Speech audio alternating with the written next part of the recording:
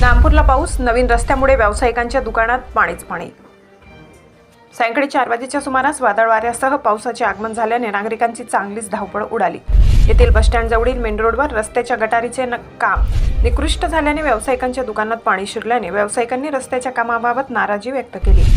सार्वजनिक बांधकाम विभागाने रस्त्याबाबत संबंधित ठेकेदारास सूचना देऊन कामात सुधारणा करण्याची मागणी व्यावसायिकांनी केली आहे। येथील बसस्टँड जवळील मेन रोडवर ललकार हॉटेल ते आंबेडकर नगरपर्यंत 80 लाखाचे काँक्रिटीकरणाचे काम सुरू आहे। काँक्रिटीकरणाचे अर्धे काम झाले असून रस्त्याच्या दुतर्फा भूमिगत गटारी केल्यात। पावसाचे पाणी रस्त्यावर साचल्याने भूमिगत गटारीतून पाणी निघाल्याने पाणी थेट व्यावसायिकांच्या दुकानात शिरले। यामुळे अनेकांचे नुकसान झाल्याने व्यावसायिकांनी सांगितले। तसेच रस्त्याला योग्य उतार नाही, पावसाचे पाणी वाहून जाण्याचे नियोजन नसल्याचे, सदर रस्त्याचे व गटारीचे काम दुरुस्ती न केल्यास आंदोलनाचा इशारा व्यावसायिकांनी दिलाय। S9 TV प्रतिनिधी शरद खैरनार, नामपूर।